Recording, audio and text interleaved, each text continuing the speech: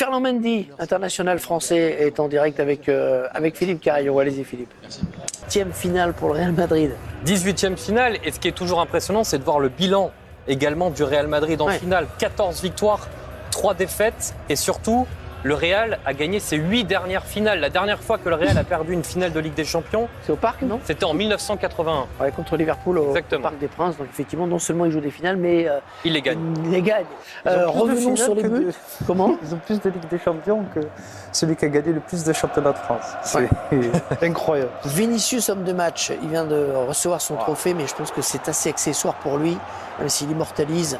Il a été monstrueux ce soir. En deuxième période. Il a été. Moi, sincèrement, l'homme du match, je le donne à Rossellou. Ah bah c'est sûr, oui. Mais même s'il a joué que 15 minutes, il rentre, il met doublé. Mais je veux bien. Mais Vinicius a été très très fort. Mais si vous êtes vraiment pour marquer le match, ce match-là, c'est Rossellou qui le change. Si vous voulez mon avis, il a été désigné avant que Rossellou ne marque. C'est possible. C'est pas impossible. Non, mais c'est possible. Ça, les votes, ils sont clos. Mais il a été monstrueux. Kimmich, il va bien dormir ce soir.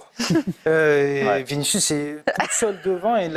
Il a apporté le danger totalement. Il a toujours provoqué. Il a toujours fait des différences. Franchement, il était énorme ce soir. Voyons les buts de Rossellou. Le deuxième, pour commencer. On va faire dans le désordre, parce que celui qui est décisif, c'est celui-ci, marqué à la 93e minute, c'est ça? Non, c'est 91. 91e. Incroyable. Ce décalage. Rudiger qui centre. Il met un bon centre. Un bon centre. Un vrai numéro 9. Bien tendu. Et il y a un vrai geste de buteur. Non, mais c'est surtout que l'action, c'est les deux centraux. Nacho qui garde bien le ballon dans la surface, qui prend le temps, qui a la lucidité de trouver cette passe. Et le centre mauvais pied de Rudiger, il est magnifique. Rien à dire. But qui a été refusé dans un premier temps, avant d'être accordé par la VAR, car il n'y avait pas de hors-jeu. La joie différée des joueurs du Real Madrid qui donc remporte ce match avec ce but. On va foncer juste voir Philippe Carayon après ce dernier ralenti. Ah ben non, on ira voir tout à l'heure Philippe Carayon. Alphonso Davies va être avec lui dans un instant. Ça, c'est le but numéro 2, c'est celui de la victoire, marqué avec le genou par Rossellou. C'est ce qu'on demande à un buteur. C'est ce qu'on aurait aimé que Gonzalo Ramos fasse hier, avec la rotule, qui puisse mettre le ballon. Je pense notamment à l'occasion quand Zaïre Emery la met sur le poteau en début de seconde période. L'égalisation maintenant de Rossellou, 88e, on va la voir également. On n'y croyait plus trop non plus à ce moment-là. Et puis il va y avoir cette erreur de Neuer qui a fait un énorme match et qui va relâcher ce ballon. Comme vous le signaliez, Habib, Rossellou, c'est un prédateur. Mais c'est quand même Vinicius aussi qui prend cette initiative. Il y a Ferland Mendy qui fait une fausse piste en dédoublant. Je pense que ça permet à... Double erreur de Neuer. Vinicius. Mauvaise relance d'abord. Mauvaise relance dans un premier temps. Et puis après, effectivement, cette erreur de main. Mais après, le rebond, il n'est pas évident aussi. Il met une frappe pas facile, effectivement. Certes, mais bon... Mais bon, après tout ce qu'il a fait, tous les arrêts qu'il a fait avant, c'est vrai qu'on se dit que celle-là, il pouvait faire Buffon l'a fait avec le PSG aussi, comme quoi les grands gardiens peuvent faire des erreurs. Ouais. Alors il faut qu'on vous raconte quand même d'où vient ce Rossellou, qui a une particularité, c'est qu'il est né en Allemagne quand même. Il est né à Stuttgart, il a grandi petit enfant en Allemagne avant de retourner dans le pays de ses parents. Et vous le disiez Habib, il a été recruté cet été par le Real à 33 ans, il avait l'été dernier. Il était à l'Espagnol Barcelone la saison dernière où il a marqué 16 buts en Liga, mais il était déjà au Real Madrid il y a plus de 10 ans. Ouais. Il est parti en 2012, il avait joué 2 matchs avec le Real Madrid. Après, il est passé en Allemagne, à Hoffenheim notamment, en Angleterre, à Stoke City, à Newcastle. Et depuis cet été, il joue vraiment au Real Madrid, un rôle de remplaçant, mais il rentre quasiment à toutes les rencontres. Et là, c'est déjà son 4e et 5e but cette saison en Ligue des Champions, dans cette saison où le Real a gagné le championnat, joue la finale de la Ligue des Champions. Il a quand même eu un rôle à jouer derrière Vinicius, Rodrigo, Bellingham et tous les autres. Il a 34 ans, la plus grosse émotion de sa carrière. C'est un 100 grades aujourd'hui qui a fait un joueur d'appoint, mais non, mais je veux dire par rapport aux autres. Il a des références quand même dans le championnat. Des références, enfin ça reste un joueur de complément dans l'effectif. Ils ont talent de mettre des joueurs dans le vestiaire du Real qui ne posent pas de problème et qui savent exactement quelle est leur mission. Parce qu'il faut le dire, Rossellou, il sait très bien qu'il va jouer 5-6 matchs de championnat titulaire. Ensuite, il va jouer sûrement 34 matchs où il va rentrer. Et en Ligue des Champions, il aura des bouts de match. Mais ces joueurs-là savent exactement ce qu'ils ont à faire. Habib parlait de la fureur de Bernabéu lorsqu'on commente un match là-bas. François, Sidney, est-ce que vous avez senti, lorsque Rosselló a égalisé à la 89e, que c'était possible, que le stade y croyait et que une vague terrible allait emporter le Bayern Munich? Le Bayern, quand même. Ouais, je pense que non seulement ils y croyaient tous, mais ils étaient même persuadés qu'ils allaient le marquer le deuxième, d'autant qu'il y avait pas mal de temps additionnel. C'est ça qui est assez incroyable ici. C'est pas quelque chose qui tombe du ciel. C'est presque une vocation pour ce Real que de toujours faire la révolution. On a l'impression que n'importe quel joueur qui revêtit ce maillot est changé, transcendé par une espèce de force supérieure qui fait que à tout moment, croire en la victoire, c'est dans l'ADN de ce club. Et peu importe ce qui va se passer tout au cours d'un match, d'un championnat, on sent que cette équipe, c'est ce public même qui se dit non, la victoire c'est impossible, c'est pas pour nous. Et pourtant le Real a fait un bon match, a cru tenir le résultat avec notamment l'ouverture du score d'Alphonso Davies, un but absolument extraordinaire, inscrit par le Canadien, avec un délicieux ballon que va lui adresser Kane. Comme à l'époque de Tottenham pour Son. Ouais, exactement. Et Davies va faire crochet intérieur et enrouler dans le petit filet avec une précision diabolique. Puis le gaucher. Pied faible, ouais. Cette année, je sais pas ce qu'ils ont les gauchers. Guardiola aussi avait marqué un but dingue du pied faible, du pied droit. Ouais, elle est incroyable sa frappe. Ce qui est incroyable, c'est de voir Carvajal autant à l'intérieur, parce que c'est lui qui est censé venir faire la couverture entre Rudiger et Nacho. Et en fait, il vient à l'intérieur sur Musiala et là, il ne ferme pas à l'intérieur. Là, vous avez été très très bon contre City sur ses compensations à l'intérieur et ses prises à deux. Et après, derrière, la frappe, elle est exceptionnelle d'Alphonso. Quelle trajectoire. Quelle trajectoire. Son premier but en Ligue des Champions. Oui. Pas mal. Et quel but. Pas mal. Oui, mais je pense que malgré tout, ouais, il va garder pas qu'un bon un peu souvenir. d'amertume ce soir. Et d'une manière générale, le Bayern peut être amer parce qu'ils ont eu l'occasion de mener 2-0. Ils ont plusieurs occasions. Kane notamment. Il y a un contre également qui est pas très bien joué de la part des Munichois, qui aurait pu se mettre à l'abri. Hein.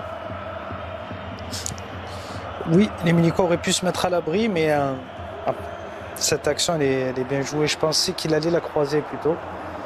Parce que Lunin ferme bien le côté sur un bon enchaînement de Musiala. Le Bayern a eu des opportunités, mais à la fin, c'est toujours le Real qui gagne. Hein. Là, c'est la deuxième sur ce contre, avec au bout du contre Leimer qui cette passe, elle est cherche mauvaise, Pavlovic. déjà. Là, c'est là qui va arriver. Là, oui, mais déjà, la première passe passe, de Thomas elle est mauvaise, elle est dans le dos. Tu perds et du temps, en fait. Pavlovic était cramé. Ouais, ils ont raté le coche, un peu le Bayern quand même. Ils n'étaient pas loin du compte, hein, Sidney et François. Oui, surtout avec cette action en contre que l'on vient de revoir. Ils ont eu les balles de 2-0, Sidney. Ils semblaient maîtriser ce match. Il y a eu un moment dans le match où on a perçu un peu de découragement chez le Real, ce qui n'est pas ordinaire. Mais bon, voilà, à la fin, le Bayern a cédé. Oui, ils ont cédé, mais je pensais qu'ils pouvaient faire mieux. On les a vus déjà d'ouvrir le score, c'était déjà bien payé, j'ai envie de dire. Et derrière, ils étaient plutôt moins en maîtrise. Et comme ils l'ont fait en première mi-temps, je trouvais que techniquement, ils ont raté beaucoup de derniers gestes, d'avant-derniers gestes, qui n'auront pas permis d'aller au bout de leur action. Après, je trouve qu'il s'est condamné un petit peu. La colère de Thomas Tuchel, elle est incroyable. Ça, j'imagine que c'est sur le but refusé à la fin. Oui, c'est bien. Sur les changements. Il s'est condamné, moi, à la fin. Avec ses changements. Il a fait rentrer plein de joueurs défensifs. Comme si c'était fini. Même à un partout, s'il va en prolongue, avec les changements qu'il a fait, en fait, il n'avait plus de danger offensif. Et si tu n'as plus la possibilité de les prendre en compte au Real Madrid, eh bien, en fait, tu acceptes le fait que ce soit une attaque-défense et à un moment donné, ça va finir par rompre. C'est pas Dortmund. Ils ont quand même bien fêté ça, ils ont raison. Ah, c'est normal. On va revenir quand même sur cette 102e ou 103e minute. Monsieur Marcignac qui va être sous pression avec le tout dernier raid du Bayern. On est très très au-delà de la fin du temps réglementaire et des arrêts de jeu. Et ce coup de sifflet qui arrive très tôt, hein, les joueurs du Real, Militao notamment, s'arrêtent un peu de jouer.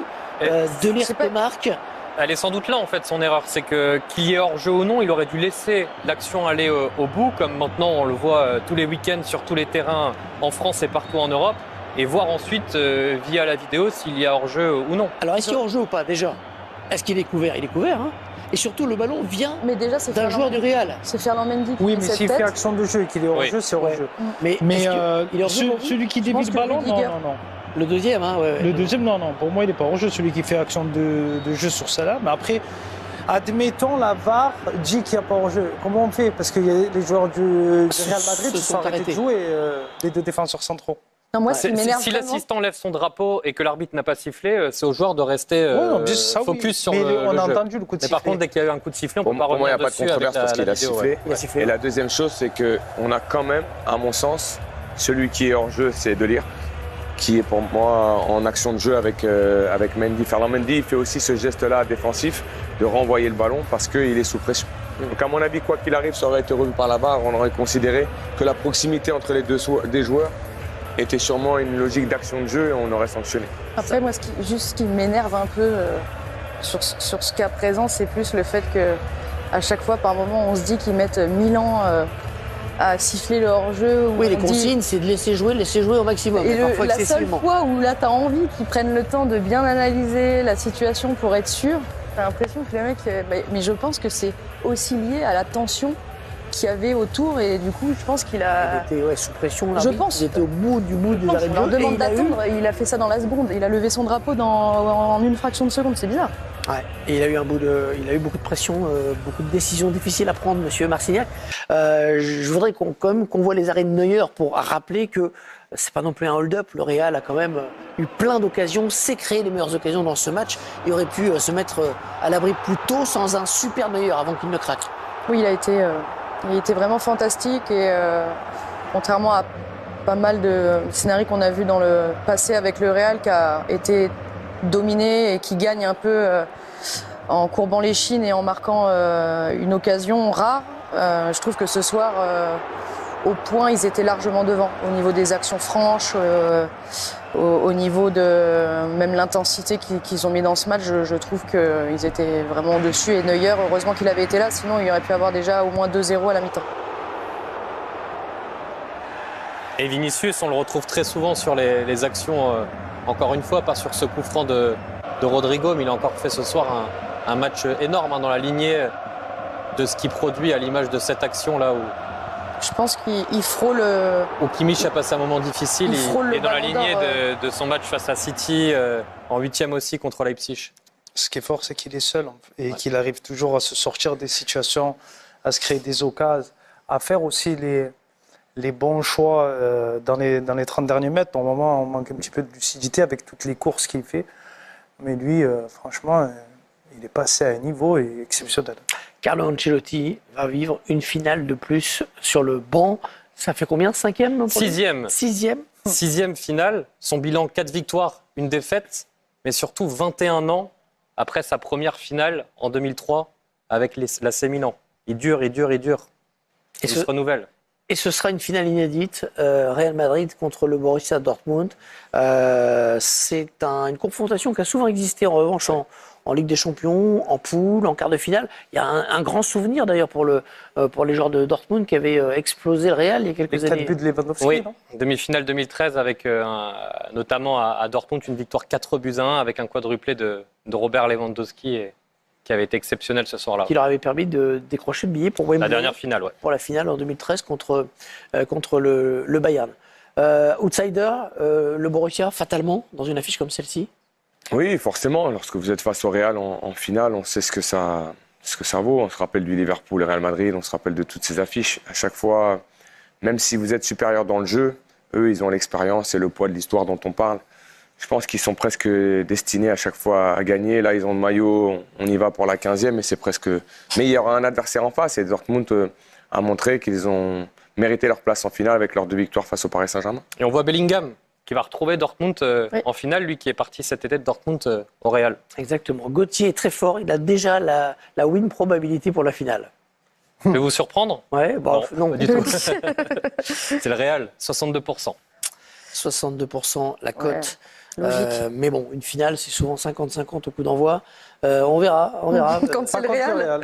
Ouais, sauf contre le Real, peut-être. Ouais. Merci à tous. On se retrouvera pour cette finale le 1er juin. La veille également pour une mission spéciale et puis pour la finale de Au Micro dont vous allez voir tout de suite le 5e épisode. Ça débute dans un instant. Cette équipe-là a quelque chose.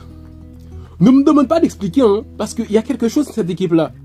Quelque chose qu'on verra peut-être jamais dans d'autres équipes, même si on doit souligner que Lyon en a fait pas mal, mais quand même le haut niveau, c'est autre chose.